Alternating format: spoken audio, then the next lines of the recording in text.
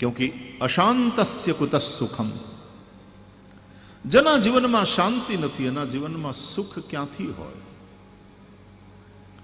અને શાંતિ બજારમાં વેચાતી મળતી નથી. માણસના જીવનમાં બધું જ છે, શાંતિ નથી. ધન છે, સત્તા છે, સમાજમાં કીર્તિ છે, પદ છે, પ્રતિષ્ઠા છે,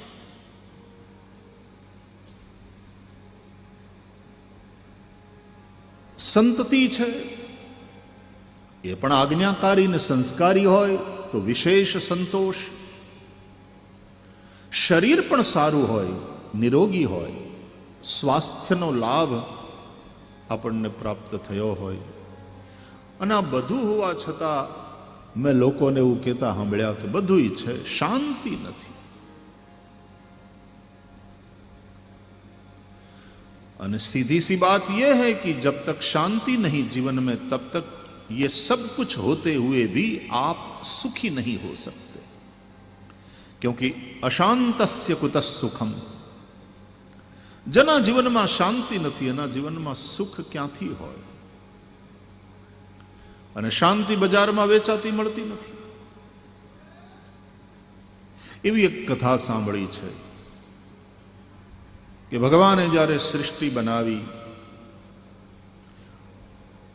અનેક જીવોને ઉત્પન્ન કર્યા, કેટલાય દેહધારી પ્રાણીઓ, અને એ બધાને ઉત્પન્ન કર્યા પછી એમને જીવન જીવવા માટેની જરૂરિયાતની વસ્તુઓ આપવા માટે એક સમારોહ ભગવાને આયોજિત કર્યો. બધા પ્રાણીઓ આવ્યા, એમને સૌને એના જીવન માટે જે જે જરૂરી હતું એ બધું ભગવાને આપ્યું. મનુષ્ય આવ્યો. એ તો સૌથી શ્રેષ્ઠ દેહધારીઓમાં સૌથી શ્રેષ્ઠ પ્રાણી મનુષ્ય છે. એના માટે કેટલી વિશિષ્ટ બધી ભેટ ભગવાને તૈયાર રાખી. બહુ મોટો ટોપલો ભરાણો.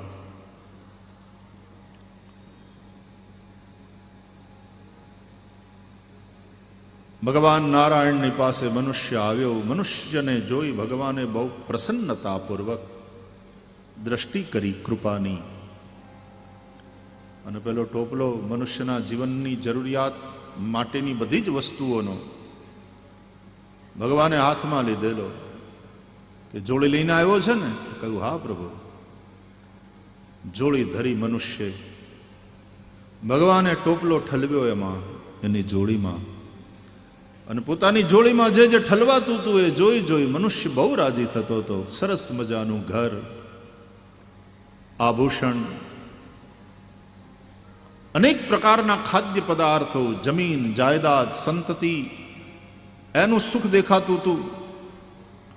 શું નહોતું? બધું જ હતું.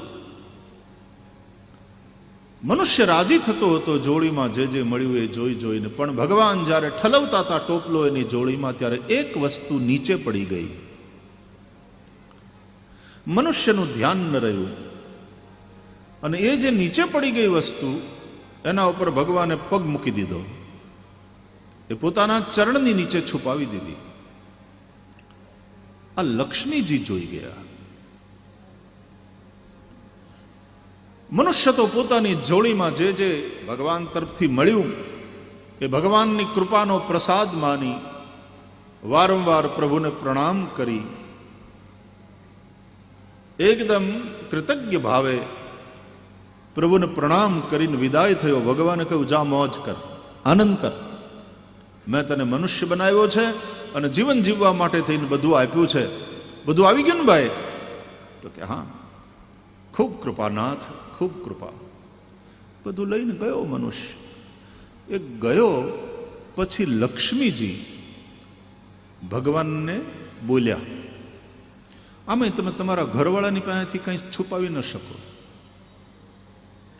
લક્ષ્મીજીએ ભગવાનને કહ્યું, ઓલી એક વસ્તુ નીચે પડી ગઈ ને તમે પગની નીચે દબાવી રાખી, જો એને આપવા માટે જ તે રાખી હતી ટોપલામાં, તો પછી આપતી વખતે નીચે પડી ગઈ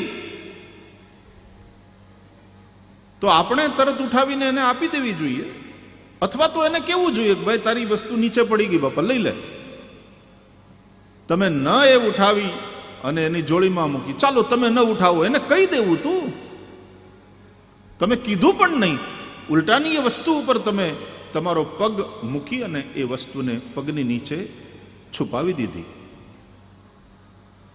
એ શું છે? તમે આવું કેમ કર્યું? ભગવાને મરમાળું હસીને કહ્યું, તારી પાસે મારું કાંઈ ખાનગી નથી, તને બધી જ ખબર, અને તું બધી જ ખબર રાખે છે દેવી. એ મેં એટલા માટે કર્યું કે એ મનુષ્ય મને ભૂલી ન જાય ને મારી સાથેનો એનો સંબંધ જળવાઈ રહે. અચ્છા, બોલે આ એ જ વસ્તુ છે, આ એક જ વસ્તુ છે જેને કારણે એનો મારી સાથેનો સંબંધ જળવાઈ રહેશે. એ મારી પાસે આવશે, નહીં તો જે જે આપ્યું છે એ બધામાં એવો એ રમમાણ થઈ જાત, મને જ ભૂલી જાત,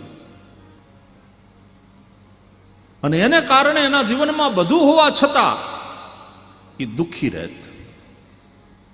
પણ આ એક વસ્તુ એવી છે કે એને માટે થઈ એ મારી સાથે સંબંધ જોડી રાખશે, એ મારા શરણે આવશે, એણે મારી પાસે આવવું પડશે.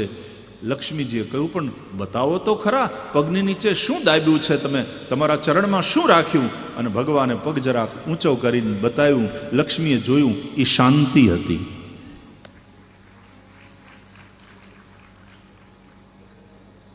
શાંતિ તો હરિના ચરણમાં જવાથી જ મળે.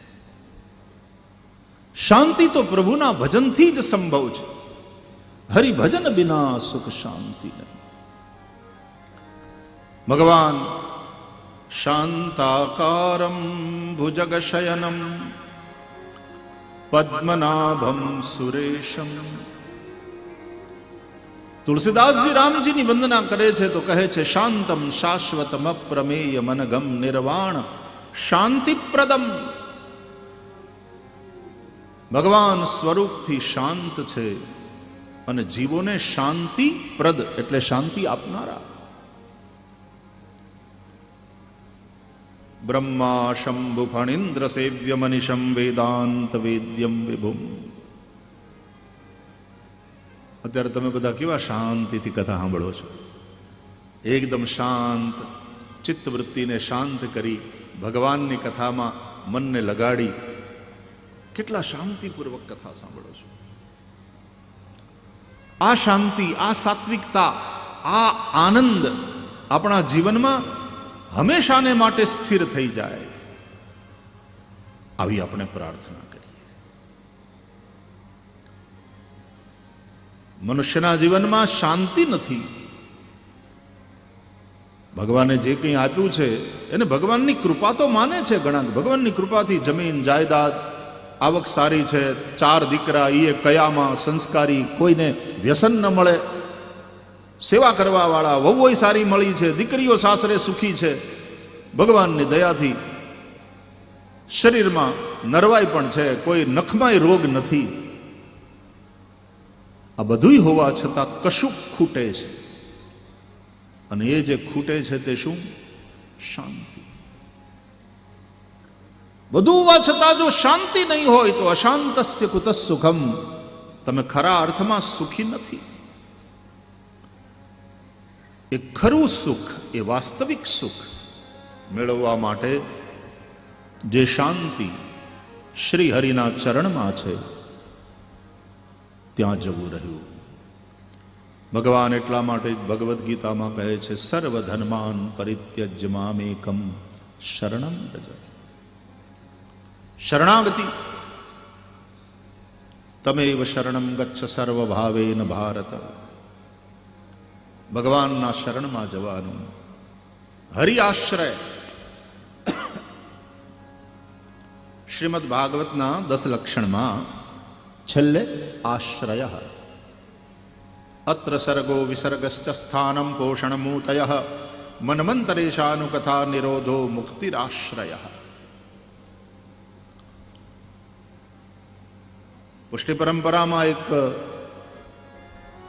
એ ભાવ છે કે આખા દિવસની સેવા ઠાકોરજીમાં એની થાય અને એ પછી છેલ્લે ઠાકોરજીને શયન કરાવ્યા પછી આશ્રયનું પદ ગવાય. ઠાકોરજીને શયન કરાવતા સૂરદાસજીનું પદ છે. આપણે શ્રી હરિ મંદિરમાં પણ આ પદથી, આશ્રયના આ પદથી ઠાકોરજીને શયન કરાવીએ છીએ. દ્રઢેન ચરણન કેરો ભરોસો, દ્રઢેન ચરણન કેરો, શ્રી વલ્લભ નખ ચંદ્ર છટા બિન સબ જગ માહી અંધેરો. દ્રઢેન ચરણન કેરો ભરોસો, દ્રઢેન ચરણન કેરો, साधन और नहीं आकली में जासो होत निबेरो. साधन और नहीं आकली में जासो होत निबेरो. सूर कहा कहे दुबिधांधरो, सूर कहा कहे दुबिध आंधरो. बिना मोल को चेरो भरोसो, દ્રઢૈન ચરણન કેરો. દ્રઢૈન ચરણન કેરો ભરોસો, દ્રઢૈન ચરણન કેરો. શ્રી વલ્લભ નખ ચંદ્ર છટાબિન, શ્રી વલ્લભાચાર્યજી મહાપ્રભુજી, આપણા ગુરુવર, જે આપણા આચાર્ય પરંપરાના આચાર્ય હોય, એના નખચંદ્રની છટા વિના સંસારમાં અંધારું, ગુરુ વિના અંધારું, અજ્ઞાનના અંધકારમાં ભટક્યા કરીએ, સુખ માટે આપણે આથડતા રહીએ, બધું હોવા છતાં સુખ ન હોય. સદગુરુ જ અજવાળા કરે, એ જ સમજાવે. ગુરુજી આવે તો તાળા મારા ઉઘડે, કુંચી મારા ગુરુજીને હાથ લાખા રે. લાખા લોયણની આપણી જૂની સંતવાણી, ગુરુજી આવે તો તાળા ઉઘડે.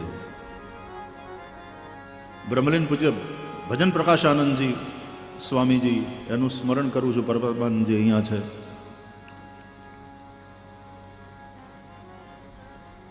પૂજ્ય સ્વામી સત્યમિત્રાનંદજી પાસેથી દીક્ષા પ્રાપ્ત કરી, અને મને એ એટલા માટે યાદ આવ્યા કે એમણે કેટલાય ભજનો પોતે લખ્યા. રામાયણને લગતા લગભગ કેટલા બધા પદો લખ્યા ને સ્વામી.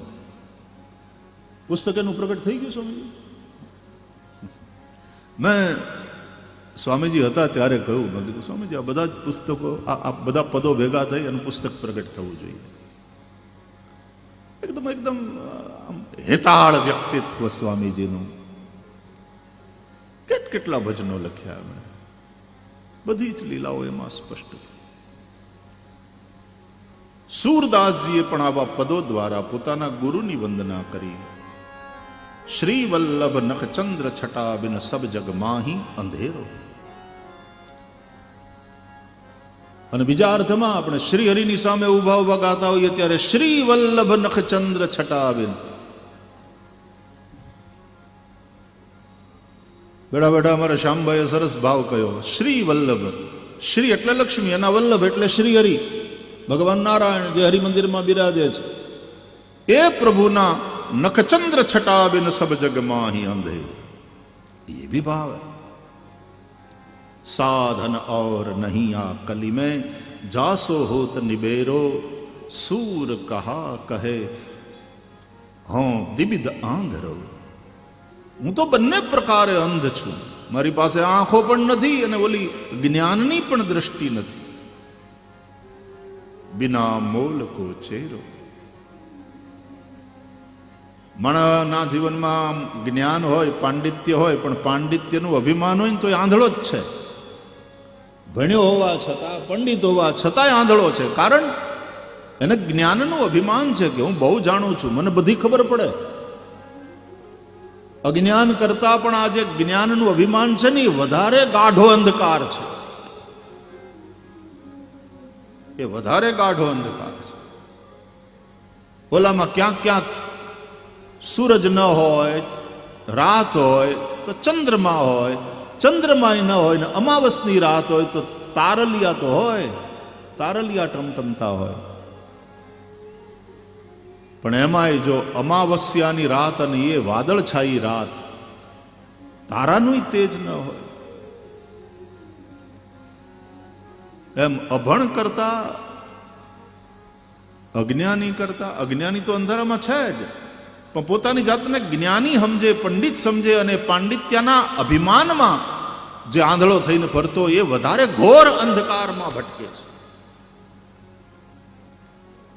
सूरदास जी કહે, सूरदास કહે दुबिध आंधरो, सूर कहा કહે मैं क्या कहूं. दुबिध आंधरो, હું તો બંને રીતે આંધળો છું. और सूरदास जी की दीनता देखो, बोले बिना मोल को चेरो, હું આપનો તુચ્છ દાસ છું. सूरदास આ દીનતા હશે, દીનતાના સિંહાસન ઉપર જ ભક્તિ દેવી વિરાજમાન થાય છે. આવું દૈન્ય હશે, શ્રી હરિનું શરણ લીધું હશે તો જ વિશ્રામની પ્રાપ્તિ થશે, તો જ જીવનમાં શાંતિ હશે. અને જો શાંતિ હશે તો જ પછી ભલે કદાચ તમે દેશી નળિયાવાળા ખોરડામાં રહેતા હશો તો એ તમારા જેવો સુખી કોઈ નહીં હોય. નહીં તો મોટા મહેલમાં રહેવા છતાં માણસ રડતો હોય, દુખી દુખી દુખી, બધું છે, શાંતિ નથી, આવી ફરિયાદો. પહેલા એ દુખી હતો, પૈસા નહોતા ત્યારે, અત્યારે એ દુખી છે, પૈસા ખૂબ થયા પછી. પેલા વાણવાળા ખાટલા ઉપર બેહી અને દેશી નળિયાના ખોરડાની ઓસરીમાં વાણવાળા ખાટલા ઉપર બેઠો બેઠો રડતો હતો, હાથમાં લાકડીને કૂતરા હડકારતો હતો, રડતો હતો દુઃખી થઈ. હવે મોટો બંગલો છે, મોટી મોટર કારમાં ફરે છે, હાથમાં લાકડી નથી, રિમોટ કંટ્રોલ છે. અને ડ્રોઈંગ રૂમના સોફા ઉપર બેઠો બેઠો રિમોટ કંટ્રોલથી ટીવીની ચેનલ્સ બધી સર્ફિંગ કરતો હોય, પણ ઘરમાં કોઈના ઉપર કંટ્રોલ ના મળે. આમ હાથમાં રિમોટ કંટ્રોલ ખરો, ઓલે પણ કૂતરાને હાડ હાડ કહેતો હોય ને અત્યારે આ હડ હડ થતો હોય ઘરમાં. આ સ્થિતિ હોય, રડતો હોય, છોકરાઓ કયું કરતા નથી, ઘરવાળી ધમકાવે છે. પેલા એ દુઃખી હતો, અત્યારે એ દુઃખી છે. અત્યારે એર કન્ડિશન કમરામાં બેસી પોતાના બેડરૂમમાં ડનલો પિલ્લોના ગાડલા ઉપર સૂતો હોય પણ પડખા ઘસતો હોય, ઊંઘ જ ના આવે. અને તે દી ઓલા દેશી નળિયાવાળા ખોરડામાં ખાઈ પીને હુઈ જતો તો મજાની ઊંઘ આવતી હતી. તે દી દુઃખી હતો જ્યારે પૈસા નહોતા, અત્યારે દુઃખી જ છે. તે દી રડતો હતો, અત્યારે રડે છે પૈસા છે તો. અત્યારે પૈસા છે એટલે જરા કમ્ફર્ટેબલી દુઃખી થાય છે. બધા પ્રકારની કમ્ફર્ટ સુખ સુવિધાઓ મેળવી લીધી ને, ખરીદી લીધી એટલે થોડો કમ્ફર્ટેબલી દુઃખી થાય છે, પણ થાય છે દુઃખી. સુખ ક્યાં છે? तुलसीदास जी कहे छे सुख की लही हरि भक्ति बिनो, बिना हरि भक्ति के सुख कैसे मिलेगा? बिना श्री हरि की शरण में गए कैसे सुख संभव है? हरि भजन बिना सुख शांति नहीं. भगवान, भगवानનું ભજન, ભગવાનની કથા, રામ કથા સાંભળીને તુલસી કહે પાયો પરમ વિશ્રામ. ભગવાનની કથા સાંભળીને પાર્વતીજી કહે છે ઉપજી રામ ભક્તિ દ્રઢ, બીતે સકલ કલેશ. અને એટલા માટે શાંતિ જોતી હોય, સુખ જોતું હોય